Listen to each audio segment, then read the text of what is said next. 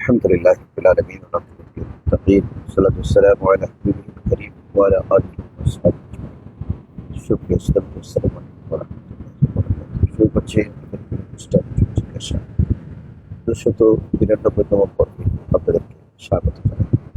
আশা করি যেখানে আছেন ভালো আছেন, আমাদের সাথে যুক্ত হওয়ার জন্য যারা বসে আছেন তাদেরকে আমি দ্রুত যুক্ত হওয়ার জন্য অনুরোধ করছি। আপনি আপনার কমেন্ট বক্সে গিয়ে প্রশ্নটি লিখে আমাদের কাছে সেন্ড করলে আমাদের স্ক্রিনে বেশি উঠবে, ইনশাআল্লাহ পর্যায়ক্রমে আমরা আপনাদের প্রশ্নগুলো নিতে পারব। অনেকে দেরিতে যোগদান করেন, দেরিতে অনেকগুলো প্রশ্ন করেন এবং সময়ের কারণে আমরা শেষে গিয়ে প্রশ্নগুলোর জবাব দিতে পারি না। অনেক সময় এটা আপনাদের কষ্টের কারণ হয়ে যায়। আশা করি আপনারা যথাসময়ে অংশগ্রহণ করবেন এবং আপনি প্রশ্নটি আগেভাগে করার চেষ্টা করবেন। সুপ্রিয় দর্শক, যে এখন জিলহজ মাস চলছে, আজ হচ্ছে 18 জিলহজ। হযরত ওসমান গনি নুরাইন রাদিয়াল্লাহু তাআলা আনহুর মহান শাহাদাত বার্ষিকীতে আমরা গভীরভাবে স্মরণ করছি আমাদের খলিফাতুল মুসলিমিন হযরত ওসমান গনি নুরাইন রাদিয়াল্লাহু তাআলা আনহুকে, যার অবিস্মরণীয় খেদমতের কারণে ইসলাম রাসূল করিম সাল্লাল্লাহু আলাইহি ওয়াসাল্লামের ওফাতের পরে খেদমতের মাধ্যমে ইসলাম জিন্দা ছিল বিশ্বময়, এবং তিনি জামিল কোরআন হিসেবে কোরআন করিমের সে একক পাণ্ডুলিপি বিশ্বময় ছাপিয়ে দিয়ে তিনি অনবদ্য অবদান রেখেছিলেন। ওসমান গনি নুরাইন রাদিয়াল্লাহু তাআলা আনহুকে গভীরভাবে স্মরণ করছি, পাশাপাশি নার ফুইজাত কামনা করছি। আর যারা এই দিনটিকে অন্যভাবে পালন করার চেষ্টা করে তাদের প্রতি অনুরোধ থাকবে যে আপনারা গদির রেফর্ম নামক একটি ঈদ প্রচলন করে ওসমান গনি নুরাইন রাদিয়াল্লাহু তাআলা আনহুর স্মরণ থেকে মানুষকে বিমুখ করতে চাচ্ছেন। এটা গোটা মুসলিম মিল্লাতের জন্য অত্যন্ত দুঃখজনক। আমরা এই পরিণতি থেকে মুক্তি চাই যে আজ আমরা উদযাপন করব হযরত ওসমান গনি নুরাইন রাদিয়াল্লাহু তাআলা আনহুর মহান বার্ষিকী।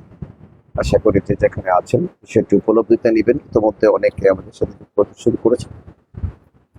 অ্যাডভার্টাইজমেন্ট থেকে আমাদের সাথে যুক্ত হয়ে কষ্ট করে তিনি ইজ্জত সম্মান মান সম্মান হারানোর মতো মহাবিপদ থেকে রক্ষা পাওয়ার পদ্ধতি বা উপায় করে দিন। দেখেন, আপনি যখন ইসলামের পথে চলবেন, আল্লাহ ইসলাম রাসূল করিম সাল্লাল্লাহু কথা মতো চলবেন, কোরআন ও হাদিসের ভিত্তিতে চলবেন, তখন কিন্তু আল্লাহ তাবারক ওয়া তাআলা আপনার সবসময় সহায় হবে। আর মনে রাখবেন, আপনি ইজ্জত সম্মান যেটা চাচ্ছেন সেটা কিন্তু আল্লাহর পক্ষ থেকে আসে। আল্লাহ কোরআনে পাকে স্পষ্ট বলে দিয়েছেন যে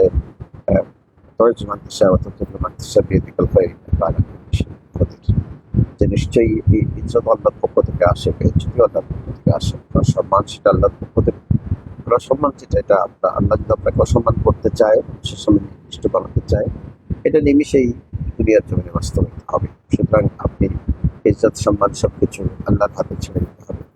আর বিপদ আপদ থেকে মুক্ত থাকবার জন্য, বেইজ্জত হয়ে কর্মকাণ্ড থেকে মুক্ত থাকবার জন্য নিজেকেও মুক্ত রাখতে চেষ্টা করতে হবে।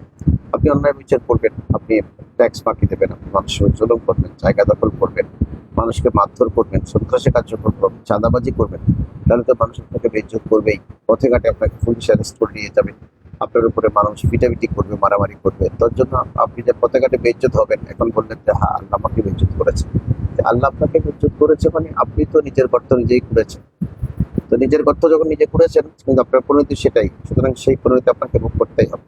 স্টুডেন্ট উপরা দুনিয়াতে যদিও আপনি বেইজ্জত, অনেকে আছেন দুনিয়াতে তেমন করে মুসিবতে পড়েননি, তার জন্য পরকালে কঠিন শাস্তির ব্যবস্থা অপেক্ষা করতেছে যে আপনি অন্যায়গুলো কেন করেছেন। এই জন্য আপনি যদি আল্লাহ এবং রাসূলের পথে চলেন, আপনার বিচার করবার কেউ নেই। সারা দুনিয়ার মানুষ আপনার ভক্ত অনুরক্ত হয়ে যাবে, আপনি মানুষের বিচার করবেন। আশা করি বিষয়টা উপলব্ধিতে নেবেন যে আমার আল্লাহ এবং রাসূলের প্রথমত তাকাতিউল্লাহ ওয়া রাসূল ও উলিল আমরি মিনকুম, সেটাই হবে আমাদের জন্য একমাত্র পাথেয়। ধন্যবাদ আপনাকে। আরিফ চৌধুরী প্রশ্ন করেছেন, কোরবানিগ্রস্ত আত্মীয়দের জন্য রাখলে বা আত্মীয়দের জন্য দিব নিয়ত করে তার কম দিলে নিজের জন্য রেখে দিলে গুনাহ হবে? দেখুন, যদি আত্মীয়স্বজনকে দেবার জন্য রেখেছেন, কিন্তু আপনার ঘরে মেম্বার বেশি, আপনি যেটা আপনার জন্য রেখেছেন অলরেডি শেষ হয়ে গেছে, দেখা যাচ্ছে যে আপনি বেশি আপনার ভাগে পড়ে নেই, আর আপনার ঘরে এমনিতেই মেম্বার বেশি, সেক্ষেত্রে আপনি চাইলে ওখান থেকে কিছু অংশ আপনি ব্যবহার করতে পারবেন, তাতে কোনো অসুবিধা নেই। করেছেন ঠিক আছে, কিন্তু ওদেরটা দিয়ে দেওয়া উত্তম। দেখা যায় আপনার মেম্বার বেশি, পরবর্তীতে কিন্তু ক্ষিপ্ত হয়ে মেম্বার বেশি না, ইচ্ছাকৃতভাবে আপনি প্রথম দিন হয়তো তাদের জন্য নির্ধারিত করে রেখেছিলেন, এখন চিন্তা করতেছেন অত দেওয়ার কি দরকার আছে, 5 কেজি কি দরকার, 2 কেজি কমাই ফেলো, 3 কেজি দাও। এটা কিন্তু ভালো, আপনারটা আপনি নিয়েছেন। হ্যাঁ, আপনার ঘরের মেম্বার এখন 1-2 দিন পরে বাচ্চারা আপনার গোস্ত শেষ বা মেহমান আসছে, আপনার বাচ্চারা চিন্তা করছে যে তারা খাবে, এখন আর ঘরে আর নাই, পরেরটা ফ্রিজে আছে, তখন তাকে কিছু কমিয়ে দিল। আপনি অত 5 কেজি চিন্তা করেছিলেন, এখন তাকে 4 কেজি দেন, 1 কেজি আপনি পরিবারের জন্য রান্না করতে পারেন। পরিবার যদি মেম্বার বিষয় ইচ্ছাকৃত পাবেন, এটা সব অনিচ্ছাকৃত হবে। আশা করি বিষয়টি আপনি উপলব্ধি দিয়েছেন। ধন্যবাদ আপনাকে। একবার টেস্টম্যান থেকে প্রশ্ন করছেন, তওবাতুন নসুহা করার উপায় বলে দিন। তওবাতুন নসুহা হচ্ছে যে আপনি এমন তওবা করেন আল্লাহর কাছে যে আপনি ওই কাজে আর কখনো ফিরে যাবেন না, আপনি ওই কাজটি আর কখনো করবেন না। এটা হচ্ছে তওবাতুন নসুহা। অর্থাৎ আপনি কোনো একটি পাপের কাজ করে ফেলেছেন, আল্লাহর কাছে কেঁদে কেঁদে আপনি তওবা করলেন যে আমি আর জীবনে কাজ করবো না। আল্লাহ তুমি ওই কাজ আমাকে দিয়ে করাইও না, আমি কাজের ধারে কাজ করবো না। এটা হচ্ছে তওবায়ে নসুহা। এই তওবায়ে নসুহা আল্লাহ বেশি পছন্দ করেন। তখন আপনি যদি এভাবে তওবা করে প্রত্যাবর্তন করেন, তাহলে কিন্তু আল্লাহ তাআলা আপনাকে দয়া করবেন। তবে মনে রাখতে হবে যে অনেকে তওবায়ে নসুহা করে বারবার সেই তওবা ভঙ্গ করে। এটা কিন্তু খুব গর্হিত কাজ। আল্লাহর সাথে মশকরা করার সমান। এতে কিন্তু খুব নাখোশ হয়ে যান, নারাজ হয়ে যান। এই কাজগুলো যেন বারবার না হয়। আজ তওবা করলাম, কালকে তওবা ভঙ্গ করলাম, আজকে ভালো হয়ে গেলাম, কালকে আবার মন্দ হয়ে গেলাম। এই সমস্ত নাটক ইসলামে চলবে না। আপনি যখন আল্লাহর কাছে ফিরে আসবেন, তখন আপনাকে পরিপূর্ণভাবে ফিরে আসতে হবে। উদখুলু ফিস-সিলমি কাফা, ইসলামের ছায়াতলে আপনাকে পরিপূর্ণভাবে আশ্রয় নিতে হবে। আর এই পদ্ধতি অনুসরণ করলে আপনি মুক্তির পথ পেয়ে যাবেন। ধন্যবাদ আপনাকে সুন্দর প্রশ্ন করার জন্য। আয়না প্রশ্ন করেছেন, কোনো বাসায় ঘর বন করা না করলে কি হতে পারে। দেখেন, ঘর বন করা মানে এটা হচ্ছে আল্লাহর ওলিদের কিছু দস্তুরে, কিছু আমলিয়াত ঘরকে কেন্দ্র করে করা। অর্থাৎ আপনি একটা নতুন ঘর করেছেন, নতুনের চারপাশে আজান দিলেন, আপনি কোরআন শরীফ তেলাওয়াত করলেন, গরিব দুঃখীকে খাওয়ালেন। বিশেষ করে কোরআন শরীফ যেখানে তেলাওয়াত হয়, সেখানে ঘরটি আবাদ হয়ে যায়। এটা অনাবাদী ঘর ছিল, এতদিন হয়তো জিন, পেতনি, ভূত এগুলো থাকতো, জঙ্গলি বাড়ি ছিল। কিন্তু এখন যখন মানুষ থাকবে, সেই বাড়িতে প্রথম কোরআন শরীফ যখন আপনি তেলাওয়াত করবেন, তখন ভূত, পেতনি এগুলো কিন্তু তার থেকে পালিয়ে যাবে। সবচেয়ে বড় উপায় হচ্ছে আজান। 4 কর্নারে আপনি 4টা আজান দিয়ে দেবেন। আর ওই ঘরে যদি আপনি বসবাস করবেন, মাঝে মাঝে নামাজের রক্ত হলে আপনি আজান দেবেন। যদি আজান ঠিক মতো দেন, তাহলে কোনো জিন্নাত অনিষ্টকারী জিনিস আপনার ঘরের আশপাশে আর থাকতে পারবে না, ওরা কিন্তু ঘর থেকে পালিয়ে যাবে। এটাই হচ্ছে সর্বোত্তম পন্থা, যে আপনি ঘরের মধ্যে সে আমলগুলো অব্যাহত রাখবেন।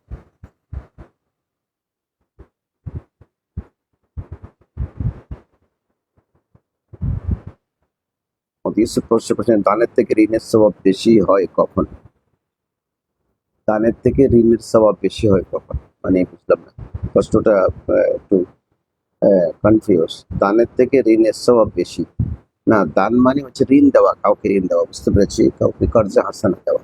দান করলে সেটা তো আলাদা ফজিলত, এটা অবশ্যই পাবেন। তবে কাউকে যদি কর্জা হাসানা হচ্ছে কোনো এক বন্ধু, আপনার কোনো ভাই, আপনার আত্মীয় কোনো মুসিবতগ্রস্ত হয়েছেন, কিন্তু দেখা যাচ্ছে যে তার কাছে টাকা খুব জরুরি, আপনি তাকে উইদাউট ইন্টারেস্ট, কোনো লাভ ছাড়া আপনি তাকে কি করলেন, লাভ ছাড়া কোনো কিছু দান করলেন। তখন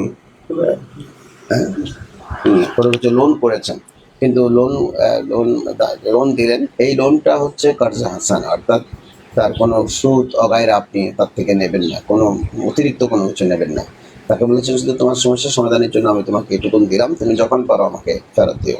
এটাকে বলা হয় কর্জা হাসানা। এই কর্জা হাসানা দেওয়ার ব্যাপারে রাসূল পাক সাল্লাল্লাহু আলাইহি ওয়াসাল্লাম বলেছেন, যদি কোনো লোক এরকম কোনো মানুষের অভাব বা মুসিবত দূর করার জন্য কর্জা হাসানা দেয়, তাহলে কিন্তু সেই ওই পরিমাণ টাকা প্রত্যেকদিন দান করলে যে পরিমাণ সওয়াব পাবে, তার আমলনামায় সেই পরিমাণ সওয়াব লেখা হবে।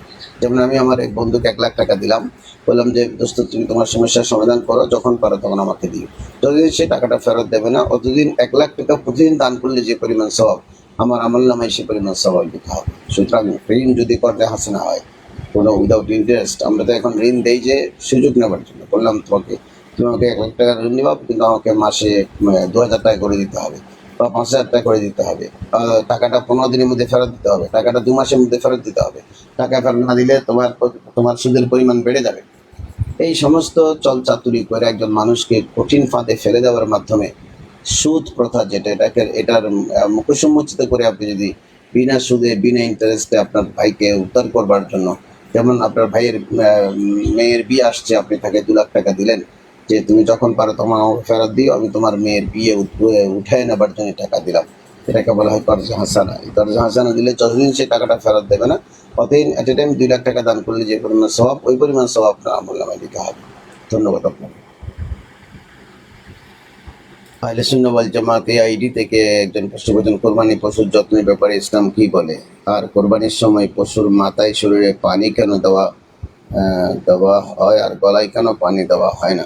দেখুন, পশুর যত্ন নেওয়া, আল্লাহ তাবারক তাআলা বলছেন তুমি তোমার সবচেয়ে প্রিয় জিনিসটি কোরবানি দাও। ইব্রাহিম ইসলামে তার প্রিয় জিনিস তার ছেলে ইসমাইল জবিহুল্লাহ আলাইহিস সালামকে কোরবানি দেওয়ার জন্য নিয়ে গিয়েছিলেন। সবচেয়ে প্রিয় জিনিস চাইছে, প্রিয় জিনিস কি? নিজের ছেলে। এখন আপনার কাছে কিন্তু সেই প্রিয় জিনিসটা চাইনি। কেউ যদি ইসলামের বিধান যদি এমন থাকতো, আল্লাহ না করুক, যে প্রতি বছরই তার এক একটা ছেলে জবে করতে হবে, তাহলে কিন্তু ইসলাম কত কঠিন হয়ে যেত, আমাদের জন্য কত কঠিন পরীক্ষা হয়ে যেত। দেখুন আল্লাহ তাবারক ওয়া তাআলা আমাদেরকে দিলেন ইসমাইল জবিহুল্লাহর জায়গায় একটি দুম্বা, জান্নাতি দুম্বা। তো সেই রেওয়াজে আমাদের ভেড়া, ছাগল অথবা গরু, মহিষ আমরা কোরবানি দিয়ে থাকি। এখন প্রশ্ন হচ্ছে যে এই কোরবানির পশুর যত্ন, তো সবচেয়ে প্রিয় জিনিস যেটা, আমরা কিন্তু সেই অযত্নের কারণে এই প্রিয় জিনিসটা হচ্ছে না। আমরা বাজার থেকে একদিন আগে একটা মহিষ কিনে আনলাম, সে কীভাবে আমার প্রিয় হলো? সে তো আমাকে চেনে না, আমি তাকে চিনি না। যেন নিয়ম হচ্ছে আগে ভাগে কোরবানির পশু কিনে নেওয়া এবং তাকে আদর যত্ন করে লালন পালন করা। লালন পালন করার পরে কিন্তু তার সাথে আপনার একটা ভালো সভ্যতা গড়ে উঠবে। সে আপনাকে চিনবে, আপনি তাকে চিনবেন। সে আপনি আসলে নড়াচড়া করবে, আপনার বুকের উপরে মাথা রেখে ঘুম যাবে, আপনি ডাক দিলে দৌড়ে চলে আসবে, আপনাকে কেউ আক্রমণ করলে সে বাঁচাতে আসবে। এইভাবে একটা সভ্যতা গড়ে উঠবে।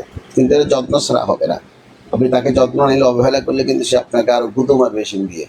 এই লোকটা বড় বখিল, যে তার কাছে এসে আমি ঠকে গেলাম, আমি প্রত্যেকদিন খানার অভাবে আছি। একদিন দেখবেন সুযোগ পেলে আপনাকে সে মেরেই ফেলবে। কিন্তু সত্যিকার ওয়াফাদারের পশু যেটা, সেটা আপনি যে যত্ন করেছেন, সেই যত্নের মোকাবেলায় কিন্তু সে আপনাকে মহব্বত দেখাবে। যাবার সময় কাঁদবে, কনলা আপনার বুকের উপর রাখে সে ঘুমাবে। এই সমস্ত দৃষ্টিকোণ থেকে আপনি এটা কখন গড়ে উঠবে? যখন আপনি তাকে যত্ন করবেন। যেন সারা বছর তাকে যত্ন করা উচিত, যেহেতু আল্লাহ রাহে সেটাকে আপনি কোরবানি দিবেন। তো কমপক্ষে 5-6 মাস আগে যদি আপনি এটা কিনে ফেলেন, তাহলে আপনার তিনটা সত্য অত্যন্ত চমৎকারভাবে পাওয়া যাবে। ধন্যবাদ আপনাকে সুন্দর একটি প্রশ্ন করার জন্য।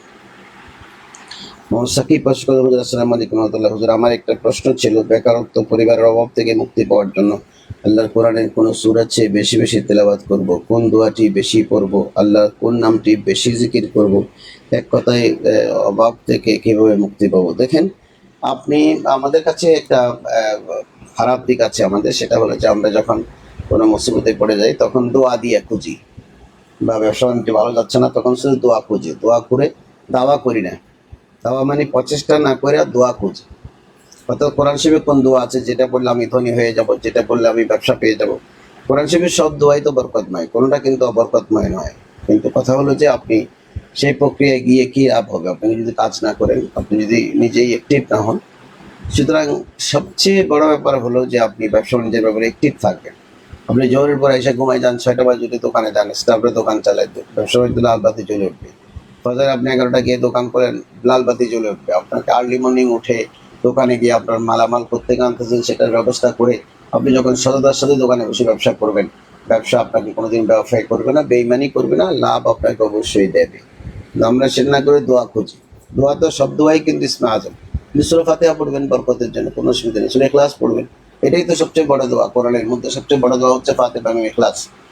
আপনি গুনাহ থেকে মাপ চাইবেন, অন্যায়ভাবে ব্যবসা করবেন না, এটাতে বরকত আসবে না। যেমন আপনি মাফে কম দেবেন, মালে ভেজাল মেশাবেন, এগুলো আপনি করবেন। আপনি চতুর্পাশে বাউন্ডারি দিয়ে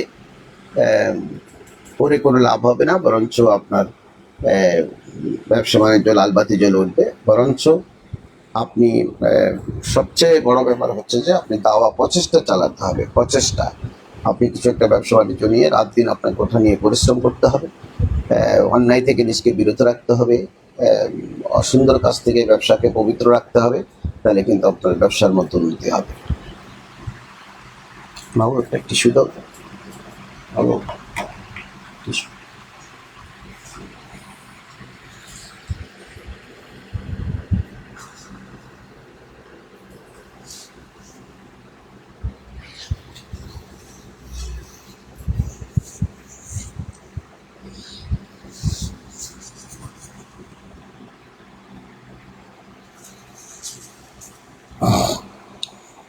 আসিফুর রহমান,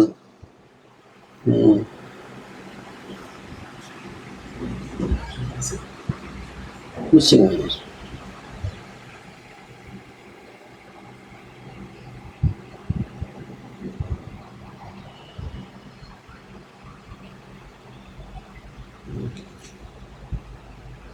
আদিব হোসেন প্রশ্ন করেছেন, বদ্রী হজ করতে কি আগে নিজে হজ করতে হয়?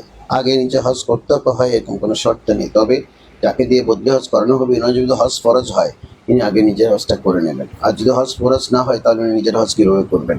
সেক্ষেত্রে নাকি কিন্তু পাঠানো যাবে, তবে যাকে পাঠাচ্ছি সেই যদি তার উপর হজ ফরজ হয়, দেখা গেল যে এমন এই ধর্নাট্য হজ ফরজ কিন্তু নিজেরটা না করে নি বদ্রী ঠান্ডানি করছে, তাহলে ইনাকে আগে নিজেরটাই করতে হবে, তারপরে তিনি বদ্রী হজ করার জন্য যাবেন। এমনিতে বদ্রী হজ করার জন্য যে আপনি আগে হজ করতে পারেন কোনো শর্ত নেই। আপনি তাকে যে কোনো সময় যে কোনো লোকই যেতে পারবে, যদি উনি সেই হজের আরকান কামগুলো ভালো করে জানে, আগে হজ না করলেও উনি যেতে পারবেন। ধন্যবাদ আপনাকে। আব্দুল লতিফ চট্টগ্রামী, আমাদের মোহতরম হাফেজ আব্দুল লতিফ চট্টগ্রামী, তিনি আমাদের ফটিকছড়ির সাধারণ একজন আলিম দিন, তিনি আমাদের সাথে যুক্ত হয়েছেন। ইনি একটি প্রশ্ন করেছেন, দেখি কি প্রশ্ন করেছেন আমাদের মাওলানা সাহেব।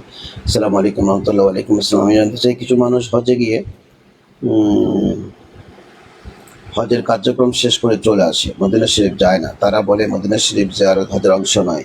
যারা এরকম করে তাদের ব্যাপারে তালিলিক জবাব চায়। ধন্যবাদ আপনাকে। আমি প্রথমে আপনাকে একটি প্রশ্ন করি যে প্রথমে তো ইনারা সুন্দর একটি যুক্তি ইনারা দেখাচ্ছেন, সেটা হলো যে মদিনা শরীফ যাওয়া তো হজের আরকান হাকাম কিছুই না, সুতরাং আমাকে ওখানে যাওয়ার দরকার কি? যেতে হলে তো রসুল করিম সাল্লাল্লাহু আলাইহি আরকান হাকাম মধ্যে সন্নিবেশিত করে দিতেন, হয়তো হজের ফরজ করতেন, ওয়াজিব করতেন, সুন্নত করতেন, মোস্তাহাব করতেন না, কোনো যাতে করলেন না মদিনা যাওয়া। আপনি অনর্থক এখানে কেন যাচ্ছেন? এটা হচ্ছে তাদের যুক্তি। যুক্তিটা বাহ্যিক দৃষ্টিতে আমাদের অনেক শিক্ষিত মানুষকে আকৃষ্ট করে, কথা তো ঠিক, কিন্তু কথা ঠিক যে রসুল করিম সাল্লাল্লাহু আলাইহি নিজের মদিনা শরীফ যাওয়ার জন্য কিন্তু হজের আরকান হাকাম ফিক্সড করে দেননি, ওটা হজের সাথে সংশ্লিষ্ট করে দেননি। তার মধ্যে আমরা যারা মদিনা জানেওয়ালা, আমরা যারা মক্কায় জানেওয়ালা, আমাদেরকে এক কঠিন পরীক্ষায় ফেলে দিয়েছেন। কারণ আপনাকে যেতে বাধ্য করলে তো আপনি ঘরে যেতেই হবে, কষ্ট করে আপনি যাবেন, আন্তরিকভাবে যাবেন না। যেমন মিনা মুজদালেফা, আপনি অসুস্থ হলেও কিন্তু হজে যখন গিয়েছেন মিনা মুজদালেফা আরাফা আপনাকে যেতেই হবে, নাহলে কিন্তু হজ অসম্পূর্ণ থেকে যাবে। এটা বাধ্যবাধকতা করে দিয়েছেন, ওখানে খোঁড়াই হলেও যেতে হবে। কিন্তু মদিনা রসুল করিম সাল্লাল্লাহু ওই খোঁড়াই কাউকে যেতে বলেন নাই, হজের আরকান হাকাম করে দেন নাই। উনি চাচ্ছেন কি যে কে দেখি আমি হজ শেষে আমি রসুলের প্রেমে মদিনা শরীফ আসবেন। এটা প্রেমের একটা কঠিন পরীক্ষা, কারণ আপনি হজ করতে যাবেন, রসুলের হজ পেয়েছেন, ওনার দরবারে আপনি সফর করবেন না, এটা তো প্রথম শুনতেই অবাক হতে হয় আমাদেরকে। এটা খুব অমানবিক, রসুল করিম সাল্লাল্লাহু আলাইহি জুলুম। এই জন্য তো আল্লাহ রসুল হাদিসে পাকে বলেছেন, মান হজ্জা ওয়ালাম ইয়াজুরনি ফাকাদ জাফানি, যে হজ করলো কিন্তু আমার জিয়ারত করলো না, সে আমার উপর অত্যাচার করলো, জুলুম করলো। তাহলে কেউ যদি রসুল করিম সাল্লাল্লাহু আলাইহি অত্যাচার করে, জুলুম করে, রসুলের সাথে বেয়াদবি করে, তার কি ঈমান থাকবে? তার হজ হবে, তার নামাজ হবে, তার যাকাত হবে, পৃথিবীর কোনো ইবাদত তার পক্ষ থেকে গ্রহণযোগ্য হবে না। যেহেতু রসুল বলেছেন, মান হজ্জা ওয়ালাম ইয়াজুরনি ফাকাদ জাফানি, যে হজ করলো কিন্তু আমাকে জিয়ারত করতে আসেনি। কারণ হজটা তাকে আমি দিয়েছি, মিনা মুজদালিফা আমি দিয়েছি, উকুফ আরাফা আমি দিয়েছি, তাওয়াফ আমি দিয়েছি, সাফা মারওয়া সাই আমি দিয়েছি। যে রসুল এত কিছু দিয়ে আমার গুনাহ মাফের ব্যবস্থা করে দিয়েছেন, সেই রসুলকে একটু দেখে যাব না, একটা সালামি পেশ করে যাব না? যে নজরুল বলছেন সে আমার উপর মস্ত বড় জুলুম করলো। এখন যে রসুলের উপর জুলুম করে সে তো বিলকুল বেঈমান এবং বিলকুল জাহান্নামী, তার আর কোনো পথ নেই ওখান থেকে বেরিয়ে ওঠা। রসুল যাকে বাদদুয়া দিয়েছে, জুলুম করা মানে কি? কোনো ছেলে মেয়ে যদি মা বাবার উপরে অত্যাচার করে কথাবার্তা দিয়ে, তখন বলবে যে বাবা তুমি তো আমার উপর অনেক জুলুম করেছো। জুলুম মানে কি হাতে মারতে হবে, পায়ে মারতে হবে, লাঠি দিয়ে মারতে হবে, কোনো কথা নাই। আপনি আপনার অ্যাক্টিভিটিসে কষ্ট দিয়েছেন, আপনি ওখানে আপনি বলতে পারেন তোর মদিনা যাই নাই, কি হয়েছে, আমি তো রসুলের সাথে বেয়াদবি করে নাই। এটা মস্ত বড় বেয়াদবি, এর চেয়ে বড় বেয়াদবি হতে পারে না। আপনি বাড়িতে গেলেন, মাকে দেখে আসলেন না, মা পাশের ঘরে আছে কিন্তু আপনি মাকে দেখে আসলেন না। ওই যে ঢাকাতে ঘটনা হয়ে গেল, কানাডার বুয়েটের শিক্ষক সচিব সবকিছু আছে, কিন্তু মা যে পচে গলে মরে যাচ্ছে, পচে গলে আছে, কিন্তু সন্তানরা জানে না। এটা তো মায়ের উপর সবচেয়ে বড় জুলুম, এর চেয়ে কোনো বড় জুলুম হতে পারে না। সুতরাং আমাদের নবী কামলিওয়ালার দরবারে আপনি যাবেন না, এটা সবচেয়ে বড় জুলুম। রসুল করিম সাল্লাল্লাহু অসংখ্য হাদিসে রসুল সাল্লাল্লাহু মাজার জিয়ারত সম্পর্কে ফজিলতের কথা বলেছেন। রসুল পাক সাল্লাল্লাহু নিজেই বলেছেন, মান যারা বাদা ওয়াফাতি ফাকাদ জারানি ফিল হায়াতি, যে ব্যক্তি আমার ওয়াফাতের পরে আমার মাজারে শরীফ জিয়ারত করবে, সেজন্য আমার জীবদ্দশায় আমার সাথে সাক্ষাৎ করবে। তারপরে অন্যান্য হাদিসে আরো এসেছে যে রাসূল পাক সাল্লাল্লাহু আলাইহি ওয়াসাল্লাম বলেছেন, মান হাজ্জা ওয়ালাম ইয়াজুরনি ফাকাদ জাফানি, যে হজ করলো যে আমার মাজারে পাক জিয়ারত করতে পারলো না, সে আমার উপর অত্যাচার করলো। তারপরে রাসূল পাক সাল্লাল্লাহু আলাইহি ওয়াসাল্লাম আরো বলেছেন যে যিনি মদিনা শরীফ আসবেন হাকিকতান সে আমার দরবারে আসবেন, ওয়াজাবাত লাহু শাফাআতি, তার জন্য হাশরের ময়দানে আমার শাফাআত ওয়াজিব হয়ে যাবে। এতগুলো হাদিস থাকবার পরে, হাদিসগুলো কিন্তু সবগুলো বাসনত, ওরা বলতেছে এগুলো জয়ীফ, তাবরানী শরীফের হাদিস কিভাবে জয়ীফ হয়? তারপরে আপনার ওই যে অন্যান্য মুহাক্কিক বুজুর্গানদের হাদিসের কিতাব, যেগুলো আমাদের জন্য মোসান্নেফ আব্দুর রাজ্জাক, মোসান্নেফ ইবনে শাইবা, এগুলো কিভাবে জয়ীফ হয়? ওরা তো সব হাদিসে জয়ীফ, দৃষ্টি বোখারি ছাড়া। বোখারিতে নাই, হাদিসও নাই, এদের দৃষ্টিভঙ্গি সেটা। সুতরাং এদের সাথে আমরা বিতর্কে না গিয়ে আমাদের মানুষগুলোকে বোঝাতে হবে যে আসলে মদিনা শরীফ যাওয়া হচ্ছে হজের প্রাণ। আপনি ওখানে গিয়ে হজে আরকান হুকাম কিচ্ছুই না, কিন্তু হজটা কবুলিয়তের জন্য হজের প্রাণ। সুতরাং মদিনা শরীফ আপনার পুরো হজের প্যাকেজটা রসুলের কদমে সুপর্দ করবেন। ইয়া রাসূলুল্লাহ, আমি হজ সম্পাদন করেছি, কি করেছি জানি না, আমি আপনার কদমে সবকিছু সঁপে দিলাম, আপনি আল্লাহর দরবারে কবুল করে দেন। সুতরাং সেটাই হবে আমাদের জন্য সবচেয়ে বেটার পন্থা, বেটার পথ, বেটার ফলেছে। আশা করি আপনি বুঝেছেন। আপনাকে অসংখ্য ধন্যবাদ। মিসবাহুল ইসলাম প্রশ্ন করেছেন, জোহরের নামাজের সুন্নত 4 রাকাত কোনো কারণে ছুটে গেলে ওই সুন্নত নামাজ কখন পড়তে হবে? এটা হলো জোহরের আগে যে সুন্নত 4 রাকাত, এটা যদি কোনো কারণে ছুটে যায়, আপনি জামাত করলেন, জামাতের পরে 2 রাকাত লাগাতার লাগোয়া সুন্নত 2 রাকাত পড়বার পরে, সুন্নতের মতওয়াতের ওই 2 রাকাত পড়বার পরে আগে যে 4 রাকাত শুরু গেছে সে 4 রাকাত সুন্নত আপনি আদায় করে দেবেন। প্রথম হলো ফরজের পরে লাগোয়া 2 রাকাত সুন্নত, সুন্নতের মতওয়াতের, এটা আপনি পড়বেন। এটা পড়ার পরে পূর্বের যে 4 রাকাত সুন্নত আপনি পড়েন নাই সেটা আদায় করে দেবেন। ধন্যবাদ।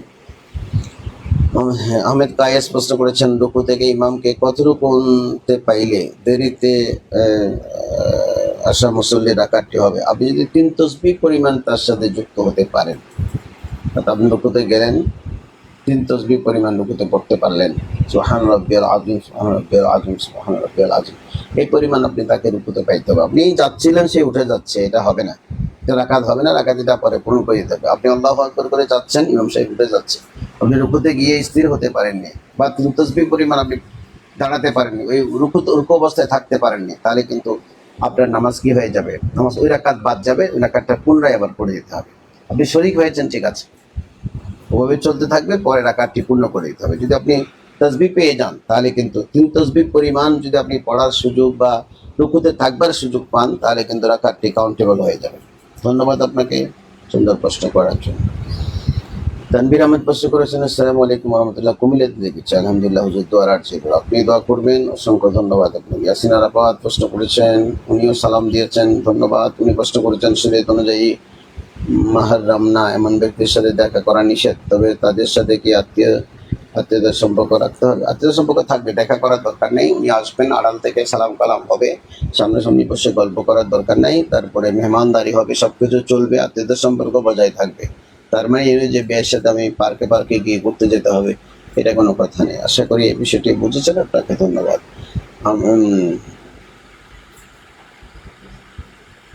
মোহাম্মদ জসিম প্রশ্ন করেছেন, বর্তমান ভাইরাল হওয়া একটি বিষয়ে আল্লাহর নাম ও গুণাবলী নিয়ে ঠাট্টা করা হচ্ছে, এগুলো যারা না জেনে না বুঝে করছে তাদের জন্য শরীয়তের বিধান কি এবং করণীয় কি? না বুঝে করলে তো এটা সবসময় মাফ। আপনি তওবা করলে, যে কোনো সরি বললে আপনার ক্ষমা হয়ে যাচ্ছে, কিন্তু বুঝে শুনে ট্রল করবার জন্য, নিজে ভাইরাল হবার জন্য যদি এগুলো করেন, তারপরে এই করলে কিন্তু আপনার গুনাহে কবিরা হবে, সবসময় গুনাহে কবিরা হবে। কারণ এই সমস্ত কন্টিনিউয়াসলি এই কাজগুলো করা যায় না। আজকে ভাইরাল হবার জন্য মানুষ অনেক কাজ করে, কিন্তু সে জানে না যে এই শব্দটা কুফরি, এটা তেলাওয়াত করলে তার ইমান যাওয়ার সম্ভাবনা আছে। তবে হ্যাঁ, শুনতে শুনতে বাচ্চারা অনেক সময় সেটা ফলো করে, মানুষ ফলো করে, কিছু ডিপে না গিয়ে ওটা বলতে শুরু করে। এক্ষেত্রে কিন্তু তাদেরকে সতর্ক করতে হবে এবং তাদেরকে কাছ থেকে বিরত রাখার চেষ্টা করতে হবে। তো সেটা খুব গর্হিত কাজ, আমাদের সবার জন্য গুনাহে কবিরা হয়ে যাবে। ধন্যবাদ। মোহাম্মদ মাহবুব প্রশ্ন করেছেন, আর কয়েকদিন পরে ফুটবল বিশ্বকাপ শুরু হবে, এ সময় বাংলাদেশের বিভিন্ন এলাকায় নানা দেশে পতাকা টানানো হয় এবং অনেকে বিভিন্ন মুসলিম দেশের সমর্থক হিসেবে নিজের পরিচয় দেন।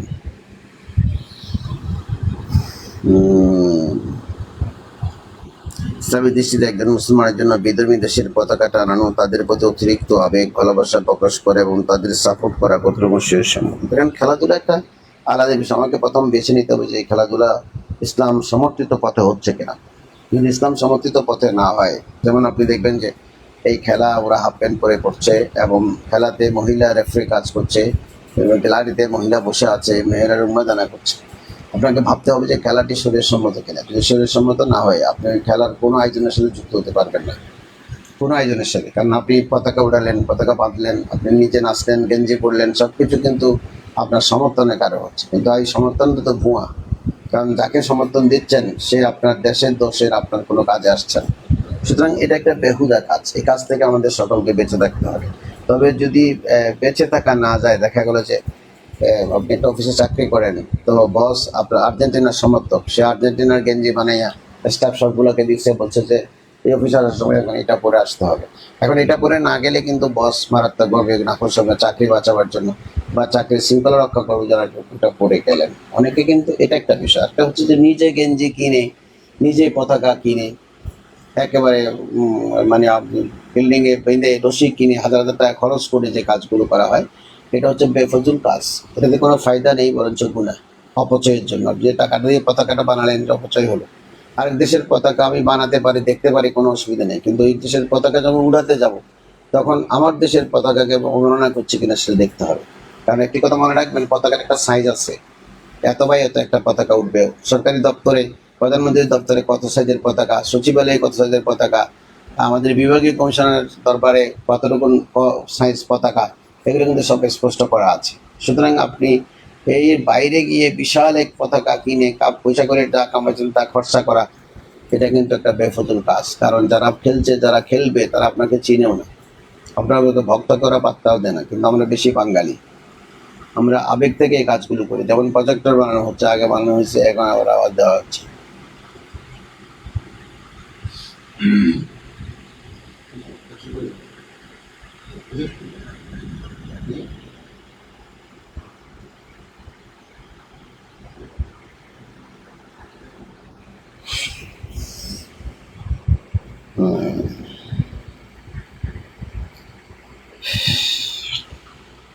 মেজবাহুল ইসলাম প্রশ্ন করেছেন, আমাদের এলাকায় কিছু মানুষ জামা মাহফিল করে কিন্তু নামাজ রোজা থাকে না, কিন্তু ওদেরকে নামাজ রোজার কথা বললেই এটা মারফত, তোরা বুঝবে কিনা একটু বলবেন। হ্যাঁ, আপনি ঠিক বলেছেন, ওরা বেশি মারফত বুঝে, তো আমরা কিন্তু ওদেরটা বুঝবো না। ওরা বলবে যেগুলো মারফতি গান তোমরা বুঝবা না। তো আসলে এখানে একটা কাজ হবে যে আমরা যেহেতু বুঝবো না, তাদের এই সমস্ত বিষয় নিয়ে মাথা না কামানো এবং তাদের তাদের বিষয়ে তাদের সাথে কোনো গণ্ডগোলে না জড়ানো, তাদের সাথে কোনো বিরোধে না জড়ানো। কারণ আমরা তবে বিষয় কি, সামা মাহফিল যারা আহলুস সামা, তারা এই সামা পালন করবার সময় কিন্তু বেশ কিছু শর্ত শরায়ত পালন করতেন। 10 থেকে 12টি শর্ত তারা পালন করতেন। কোনো কোনো বুজুর্গ বলেছেন এটা 8টি শর্ত আছে। এই 8টি শর্ত বা 12টি শর্ত আপনি পুঙ্খানুপুঙ্খে পালন করে যদি সামা করা হয়, তাহলে নির্দোষ গান বাজনা, সেটা মানে নির্দোষ তবলা আপনি সেটা বাজাতে পারেন। তবে এখানে অনেকগুলো শর্ত, কঠিন কঠিন শর্ত আছে। শর্তগুলো বাংলাদেশের কোথাও পালিত হয় না। আমি অনেক জায়গায় দেখেছি তারা যখন সামা করে কীভাবে করে, আমি পর্যবেক্ষণ করেছি। বাংলাদেশের কোনো জায়গায় সেই শর্তগুলো পালন করা হয় না, এবং সিঙ্গেল শর্ত একটি পালন করা হয় না। যেমন আপনি যেমন ধরেন বাউজ, সবাইকে নির্দিষ্ট ঘরে বসতে হবে, ঘরটা চতুর্দিক থেকে বন্ধ থাকবে, কোনো দরজা ওপেন থাকবে না। অর্থাৎ অনুষ্ঠান শুরু হবার পরে যেন কেউ প্রবেশ হতে না পারে, কেউ যেন ওখান থেকে বেরোতে না পারে। সবাই বাহুজে বসবে এবং সবাই কিন্তু প্রাপ্তবয়স্ক লোক হতে হবে। এখানে কোনো শিশু, কোনো নারী থাকতে পারবে না। এখন তো আমরা নারী না হলে সামা হচ্ছে না, যেটার নাম আমরা সামা দিয়েছি, এখন নারীরা দেখলাম এভাবে লাফায়, এভাবে লাফায় ওরা। তো একজনের লাফানিতে ব্যাঙের মতো পুরা সামা বলতে যেটাকে বোঝায়, এটা একটা গুনার মাহফিলে পরিণত হয়েছে। সুতরাং ওটার ধারে কাছে কিন্তু আপনি আর ঘেঁষতে পারবেন না। কোনো মহিলা প্রবেশ করতে পারবে না, কোনো অপ্রাপ্তবয়স্ক ছেলে প্রবেশ করতে পারবে না। সবাই সমমানা হতে হবে এবং ওখানে একজন ইমামের নেতৃত্বে হতে হবে। ইমাম মানে কি মসজিদের ইমাম না, ওই তরিকতের ইমাম, তরিকতের শাইখদের মধ্যে অপেক্ষাকৃত যে নির্ধারিত, ওরকম থাকতে হবে ওনার নেতৃত্বে। যখন নামাজের টাইম হবে, আপনি বলেছেন তারা নামাজ পড়ে না, কিন্তু নামাজের টাইম হলে সঙ্গে সঙ্গে কিন্তু এ, এ, তাকে তার সামা বাদ দিয়ে নামাজ পড়ার ব্যবস্থা করতে হবে। তো নামাজ যখন আপনি পড়বেন টাইমলি, কিন্তু কোনো সামা মাহফিলে নামাজ পড়া হচ্ছে না, শুধু ডোলে বাজানো হচ্ছে। সুতরাং আপনাকে এটা কঠোরভাবে খেয়াল রাখতে হবে যে শরীয়তের কোনো বিধি লঙ্ঘন হচ্ছে কিনা, মেয়ে ছেলে একসাথে যাচ্ছে কিনা, অপ্রাপ্তবয়স্ক ছেলেরা নাচানাচি করছে কিনা, এবং সবাই বাদবের সাথে বসছে কিনা, সবাই একই একই সামা বা একই পীরের মুরিদ বা আহলুস সামা হতে হবে। একজন সামা পছন্দ করে, একজন পছন্দ করে না, এই সমস্ত লোককে এখানে অ্যাড করানো যাবে না। সবাই বাউজে থাকতে হবে এবং যিনি সামা কালাম গাইবেন, ইনি একজন মুসলিম নামাজের পাবন্দ হতে হবে। আমরা দেখেছি আমাদের সামা বলতে হিন্দু রমেশ আলীও কিন্তু গান করে, রমেশ আলীও গায়, হিন্দু গাইতেছে, হিন্দু দোল বাজে দিচ্ছে, এটাকে আমরা সামা মাহফিল নাম দিয়েছি। আরেকটি ব্যাপার হচ্ছে যে কালামগুলো গাওয়া হবে, সেই কালামগুলো আল্লাহ এবং রসুলের আজমত ও শান বিরোধী হতে পারবে না, কোনো আবেগ কোনো ব্যক্তি বিশেষের প্রশংসাই হতে পারবে না। এখন দেখলাম প্রত্যেকটা সামাবিলে শুধু পীরের প্রশংসায় কালাম চলে, আল্লাহ এবং রসুলের প্রশংসা সম্বলিত হাম বা নাত নাই, সেটা আপনাকে মনে রাখতে হবে। এগুলো অত্যন্ত গর্হিত কাজ। সুতরাং যারা এভাবে না করে নিজের মন গড়া সেই সামা মাহফিল চালু করে, ওরা কিন্তু সবাই প্রতিনিয়ত গুনাই কবিরা করে। ওদের এই কার্যক্রম থেকে আমাদেরকে অবশ্যই দূরে থাকতে হবে। ধন্যবাদ আপনাকে। আরবি আশরাফুদ্দিন প্রশ্ন করতেন, ছোট্টবেলা থেকে শুনে আসছি ইমাম হোসাইন রাদিয়াল্লাহু আনহু নামাজরত অবস্থায় শাহাদাত বরণ করেছেন, কিন্তু কিছুদিন আগে এক পীর সাহেব দাবি করেছেন ইমাম হোসাইন রাদিয়াল্লাহু আনহু শুকরানা সিজদা শাহাদাত বরণ করেছেন, এবং এখন ইমাম হোসাইন রাদিয়াল্লাহু আনহু অজু অবস্থায় ছিলেন না, এখানে কোনটা সঠিক? অবশ্যই অজু অবস্থায় ছিলেন। হোসাইন পাক রাদিয়াল্লাহু আনহু সেদিন জুমাবার ছিলেন। জুমাবার তো ময়দানে জুমার নামাজ নাই, সেহেতু এটা এখানে মতানক্য আছে। কেউ বলেছেন সেটা নফল নামাজ ছিল, কেউ বলেছে সেটাকে শুকরানা সেজদা ছিল। ये सजदा ना मस्जिद में थी ना बैतुल्लाह की साया में, नमाज इश्क अदा होती है करबला की तलवारों के साये में। মূলত সেদিন জুমাবার যেহেতু ছিল, যোদ্ধা বা মুসাফির মানুষের জন্য যেহেতু জুমার নামাজ নাই, কেউ বলেছেন উনি জোহরের নামাজ পড়েছেন, কেউ বলেছেন সেটা সালাতুশ শুকর আদায় করেছেন, নফল নামাজ পড়েছেন। সেজদাতুশ শুকর নয়, সালাতুশ শুকর। সুতরাং যেটাই হোক, জোহরের নামাজ হোক বা সেজদাতুশ শুকর হোক বা সালাতুশ শুকর হোক, এটা নিয়ে তেমন মতানক্য নেই। তবে সেজদা অবস্থায় তিনি শাহাদাত বরণ করেছেন, এটাই হচ্ছে আমাদের পারফেক্ট বক্তব্য। আশা করি আপনি বুঝেছেন। আপনাকে অসংখ্য ধন্যবাদ। সুপ্রিয় শ্রোতাবৃন্দ, আজ আমাদের হাতে আর বেশি সময় নেই। আমরা বেশ কিছু প্রশ্ন আমাদের এসেছে, আমরা প্রশ্নগুলো জবাব দিয়েছি। সকলে প্রচণ্ড গরমের কারণে ক্লান্ত পরিশ্রান্ত, আসলে কেউ আপন আপন জায়গা থেকে উঠে, প্রচণ্ড গরম পড়ছে। আমরা আল্লাহর কাছে দোয়া করবো আল্লাহ যেন বৃষ্টি নাজিল করে আমাদের যেন শান্ত করে দেয়। সকলে দোয়া করবেন। আগামী অনুষ্ঠানে আমাদের সঙ্গে থাকবেন। আসসালামু আলাইকুম রহমতুল্লাহ। শরীর ঝিমিয়ে আসতেছে।